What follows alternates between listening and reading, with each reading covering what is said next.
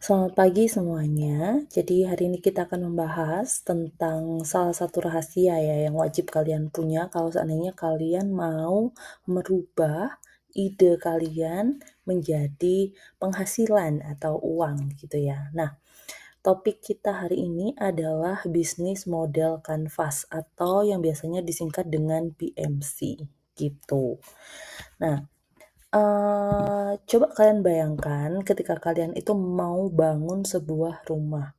Apakah kalian akan langsung beli bahannya atau langsung menumpuk gitu aja? Nah, kan pasti kita butuh suatu perencanaan ya. Gak bisa kita asal bangun tanpa adanya rencana. Nah, posisi bisnis model kanvas di sini itu adalah berdiri sebagai suatu rencana atau bahasa kalian lebih ke blueprint gitu ya. Nah, ini itu blueprintnya bisnis kalian. Kabar baiknya teman-teman, BMC ini sangat sederhana. Kalian tidak perlu membuat proposal bisnis yang biasanya berpuluh-puluh halaman ya. Nah, BMC ini merangkum seluruh ide bisnis kalian ke dalam satu lembar kanvas visual. Cukup dengan melihat satu lembar ini, kita bisa langsung tahu apakah ide bisnis kalian ini make sense, masuk akal untuk dilakukan, dan bisa menghasilkan uang. Atau apakah dia berpotensi untuk rugi, gitu ya. Kalau kita lihat di sini tuh ada 9 kotak ya. Kelihatannya kayak mungkin ribet kalau memang tidak ada background ekonomi sebelumnya ya. Tapi tenang aja teman-teman, biar kalian nggak pusing, di sini saya sudah membagi 9 blok ini menjadi 4 area pertanyaan yang sangat mendasar seperti siapa, apa, bagaimana, dan berapa gitu. Jadi kita itu mengisi hal ini, BMC ini berdasarkan pertanyaan tadi. Biasanya pengisian BMC ini dari sisi kanan ke sisi kiri gitu ya. Jadi dari customer segments sampai terakhir itu jalannya dia ya, jalannya ke customer segment sampai ke partner terus turun ke revenue stream seperti itu. Oke, kita mulai dengan area pertama. Di situ ada siapa gitu ya. Siapa ya? Jadi siapa sih pelanggan kita? Nah, dari sisi kanan kita akan bertanya tentang customer segments atau target pasar. Pertanyaan utamanya adalah siapa yang masalahnya ingin kita selesaikan. Jadi kalau ditanya siapa target pasar kalian, ya jangan dijawab semua orang gitu ya. Karena sekali lagi tidak ada produk untuk semua orang. Harapannya kalian tuh harus sangat spesifik. Misal, target saya adalah mahasiswa kos di Kota Malang yang sibuk. Atau mungkin ibu rumah tangga yang suka belanja online di TikTok gitu. Jadi semakin spesifik target pasar kalian, maka akan semakin bagus seperti itu ya. Setelah sisi customer segments, kita moving ke customer relationship. Di sini adalah bagaimana cara kalian menjaga hubungan dengan pelanggan gitu ya. Setelah kalian tahu siapa pelanggan kalian, selanjutnya adalah bagaimana cara kita membuat mereka tidak lari ke pesaing. Apa strategi pendekatan kalian? Contohnya, kalian bisa memberikan kartu membership, atau mungkin loyalty card seperti itu. Atau juga bisa memberikan pelayanan yang ramah ke pelanggan. Misal apabila di chat via WhatsApp selalu responsif, lalu juga selalu memberikan balasan yang ramah gitu ya. Itu masuk ke customer relationship. Setelah selesai, kita turun nih ke bagian channels. Channels di sini adalah jalur distribusi atau promosi gitu. Pertanyaannya, di mana pelanggan ini bisa menemukan dan membeli produk atau jasa kalian? Nah, apakah lewat FYP TikTok? Apakah ada toko fisiknya? Apakah ada e-commerce-nya? Atau adakah online food delivery-nya? Karena channel di sini adalah jembatan antara bisnis kalian dengan pelanggan. Gitu. Punya gambaran ya? Itu untuk area siapa. Selanjutnya, kita akan masuk ke area apa. Apa di sini itu berfokus pada nilai dan juga solusi. Oke. Ada yang namanya value proposition atau nilai tambah, teman-teman. Kalian harus bisa menjawab permasalahan ini. Kenapa mereka atau pelanggan itu harus beli dari kita, bukan dari orang lain? Masalah apa sih yang ingin kalian pecahkan? Kayak gitu, ya.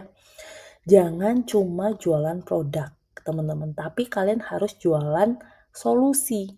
Misal, makanan kami paling murah untuk ukuran kantong mahasiswa, kayak gitu. Atau mungkin layanan kami selesai dalam 24 jam, gitu. Atau buat kalian yang anak animasi ya, desain animasi kami tidak pakai template yang pasaran. Nah, kayak gitu. Jadi harus ada bedanya. Itu di bagian value proposition. Oke. Nah, pindah ke sebelahnya, kita mulai masuk ke area baru, yaitu tentang bagaimana. Nah, bagaimana ini fokus ke behind the bar. Jadi, apa sih yang kalian kerjakan gitu loh.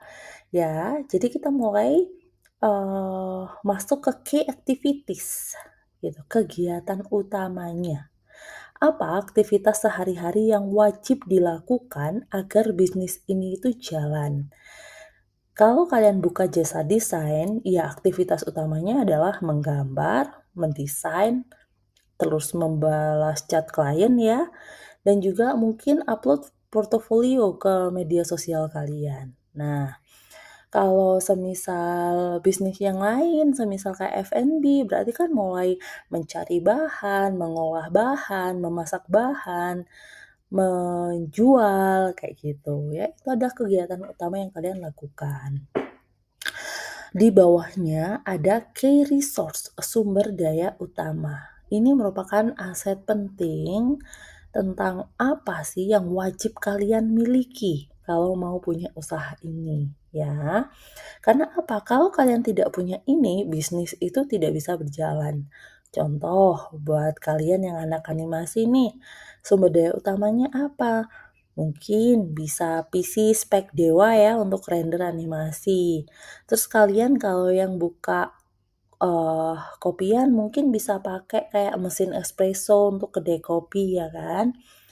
Atau kalian yang, ada delivery-nya, itu kan berarti ada motor untuk pengantaran barang. Nah, itu juga dimasukkan teman-teman ya. Bahkan, skill dan keahlian kalian itu juga termasuk aset yang berharga, bisa dimasukkan ke sini. Oke, dan berpindah lagi, kita itu ada di key partner, mitra utamanya kalian. Nah, kalian kan tidak bisa hidup sendiri ya. Ada third party, ada pihak luar yang bisa membantu bisnis kalian agar tetap jalan. Ini adalah partner atau mitra kalian. Misalnya, kalau kalian butuh supplier biji kopi yang murah, nah itu supplier itu masuknya ke key partner. Atau mungkin kalian ada pengiriman, berarti jasa kurir seperti JNE, JNT itu masuk ke key partner. Atau juga mungkin kalian yang pakai voice over talents ya. Nah, untuk ngisi suara di video animasi kalian. Nah, si talent ini juga masuk ke key partner. Bisa dipahami ya. Ini adalah bagian dari bagaimana. Nah, yang terakhir di blok bawah ini adalah tentang berapa. Jadi kita ngomongin nilai nominal uang ya, teman-teman. Nah, yang pertama ada cost structure atau struktur biaya. Coba hitung uang kalian itu paling banyak habis untuk apa aja setiap bulannya. Apakah untuk bayar gaji pegawai, ataukah beli bahan baku, ataukah bayar sewa tempat, atau bayar biaya langganan, ya kan? Semua pengeluaran itu kalian catat di sini, di cost structure. Nah, selanjutnya ada revenue stream. Revenue stream ini adalah sumber pendapatan. Ini yang paling ditunggu dari suatu bisnis, ya kan? Dari mana saja kita bisa mendapatkan uang, sumber penghasilannya. Apakah murni dari hasil jualan produk? Atau mungkin ada sistem biaya langganan per bulan? Atau mungkin jualan merchandise dan juga dapat tip? Nah, itu masuk ke revenue stream. Seperti itu ya. Jadi ini ada 9 blok atau 9 kotak dari BMC. Harapannya kalian bisa memahami 9 blok ini gitu ya. Karena apa?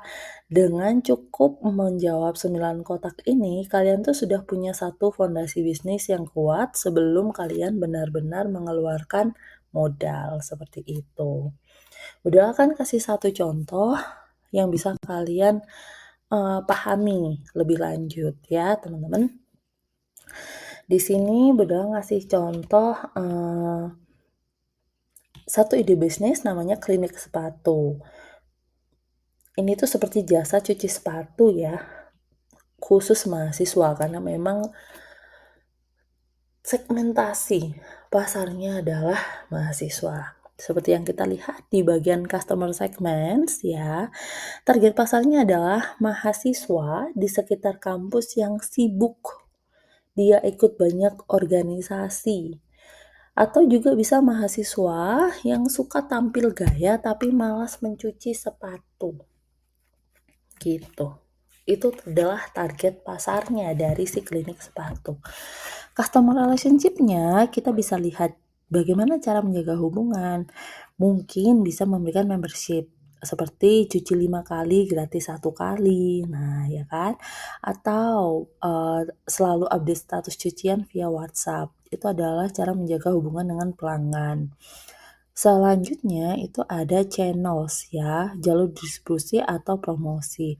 Di sini ada Instagram, berarti dia melakukan promosinya via medsos. Di sini ada Instagram. Lalu poster atau flyer ya, yang mungkin bisa dibagikan di dalam kampus. Dan juga flyer tadi itu bisa dititipkan di sekitar kampus. Misal ada kafe, ada warkop, ada warteg seperti itu. Karena memang target pasarnya adalah mahasiswa. Gitu ya. Lalu untuk di bagian apa, value proposition-nya, apa sih solusi yang diberikan untuk si klinik sepatu ini? Yang pertama adalah dia berani ngasih garansi, semisal kayak cuci sepatu bersih dalam 24 jam. As we know, karena biasanya kalau cuci sepatu kan berhari-hari ya. Nah, dia ngasih nilai tambah nih, kita tuh bisa cuci sepatu 24 jam loh. Nah, kayak gitu ya. Atau juga bisa layanan antar jemput gratis khusus area radius 2 km dari kampus. Dan juga harganya affordable bagi mahasiswa. Nah, itu kan value proposition yang dia kasih untuk pelanggan agar pelanggan itu bisa memilih dia, gitu ya. Lalu di bagian area bagaimana, di situ ada key activities. Kegiatan utamanya orang punya bisnis cuci sepatu itu apa sih? Yang pertama adalah jelas mengambil dan mengantar sepatu. Lalu proses pencucian, misal deep cleaning ya kan.